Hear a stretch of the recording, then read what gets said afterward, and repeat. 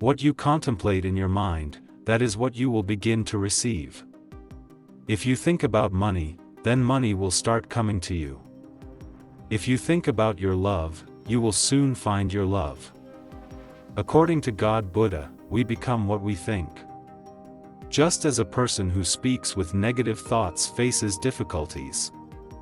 Similarly, if a person speaks or acts with pure thoughts, happiness never leaves him like his shadow. Today, we are going to tell you the story of God Buddha, which, after listening to, you will be able to solve all the problems of life with ease. Friends, once upon a time, God Buddha was giving a discourse. Many people from the surrounding areas were present in the audience. Everyone was attentively listening to Buddha. After a while, the discourse concluded, and people paid their respects to Buddha before heading back to their homes. However, a young man remained seated there. When Buddha noticed the young man, he inquired about the reason for his continued presence, asking if there was any question in his mind. The young man approached Buddha, bowed down, and said, "Lord, I am in great confusion. The more I think about this, the more entangled I become." Curious, Buddha asked, "What kind of confusion is this, my son?" The young man, with folded hands, replied, "Lord, how vast is this world? In the world, there are millions and billions of people. Among them, countless wise artists and warriors exist. In this scenario, the young man wondered about the value of an ordinary being like him among them all." Upon hearing the youth's words, Buddha smiled and said, "The answer to your curiosity will be found. However, it will take a little time, or until then, you can perform a small task for me." The young man expressed his pride at being able to assist Buddha. He folded his hands again and said, "Lord, I am ready to follow your instructions." Buddha handed the young man a shiny stone and said, "You have to find out the value of this stone, but remember, you are not allowed to sell it. Only determine its value," the young man said, following the Lord's instructions.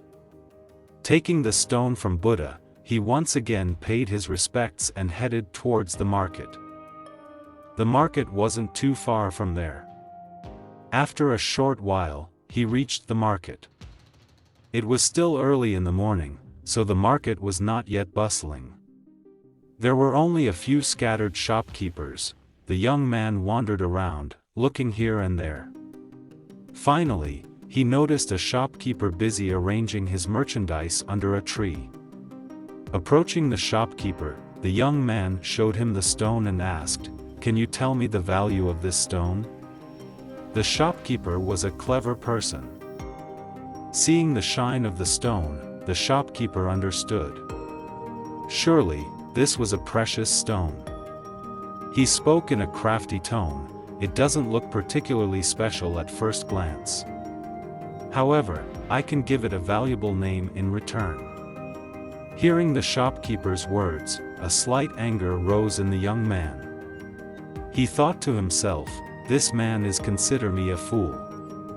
Such a beautiful stone, and he's only lying by saying it's worth nothing."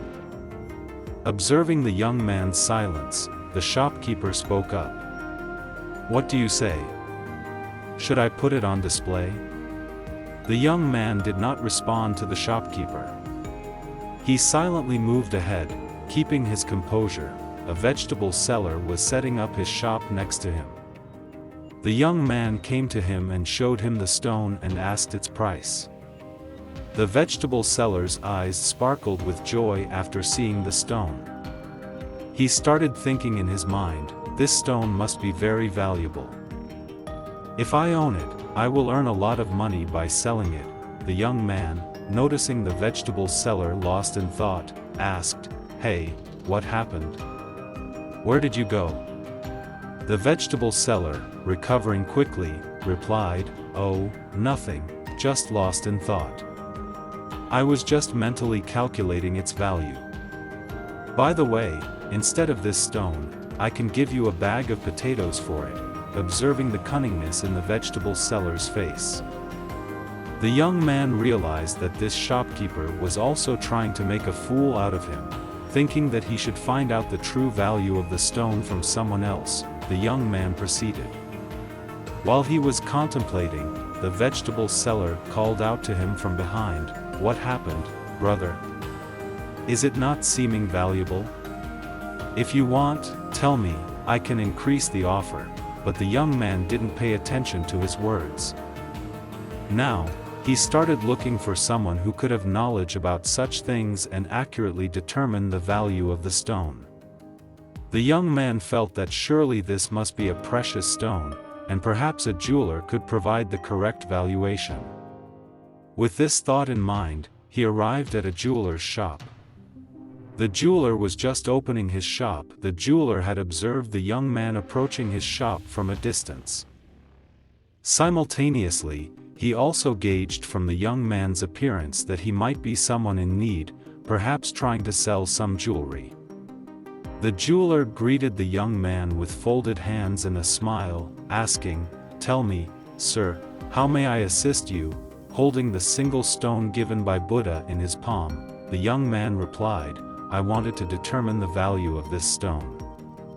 Upon seeing the stone, the jeweler instantly recognized it as a valuable ruby. Destiny favors some.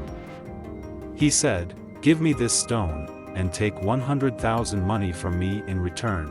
While expressing his offer, the jeweler extended his right hand to take the stone. However, by that time, the young man had already clenched the stone in his fist. He had an estimate of the stone's value and decided to return to Buddha. The jeweler called out to him from behind, "Wait, brother. I can offer you 5 million money for it." But the young man had no intention of selling the precious stone. Without stopping, he proceeded to Buddha's place. The jeweler, not lacking in cleverness, followed him. He continued to raise the bid. "Hey, stop. I can give you 80 lakh million for it." However, the young man, determined not to part with the invaluable stone, kept moving forward. Finally, the jeweler caught up with him, folded his hands, and said, "Give me the stone. I am ready to offer 5 crore in exchange." The young man, unaffected by the jeweler's tempting words, showed no interest in his offer. The young man now wanted to reach Buddha as quickly as possible.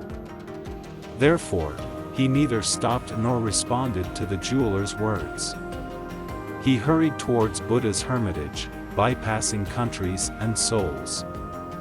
The jeweler continued to call out from behind, emphasizing the stone's extraordinary value, pledging to give as much money as the young man desired.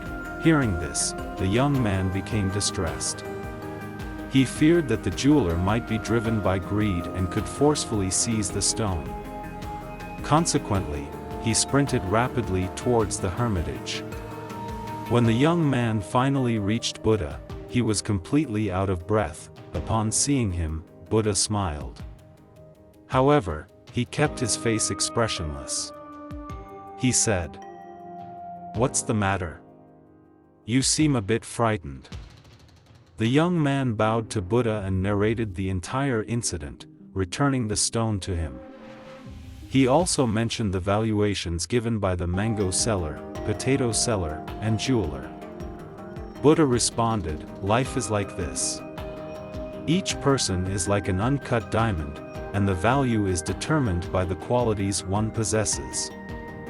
Just as the mango seller assessed the stone's value in terms of an evening's profit, the potato seller evaluated it in the context of a bag of potatoes, and the jeweler appraised it in monetary terms. Similarly, in life, everyone is like a diamond yet to be cut and polished. As time passes, the flow of life shapes individuals, and their value keeps increasing with the experiences gained.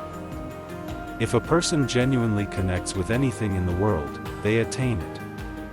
The one who is incapable of obtaining their desired thing hasn't truly desired it in their heart.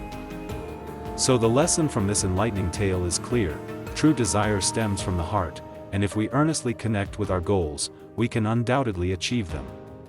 Just like the young man in the story, let's strive for our aspirations with sincerity and determination. Share this wisdom with your friends and loved ones, and may it inspire all of us to pursue our dreams with genuine intent. If you found this video meaningful, don't forget to like, share, and subscribe for more insightful stories.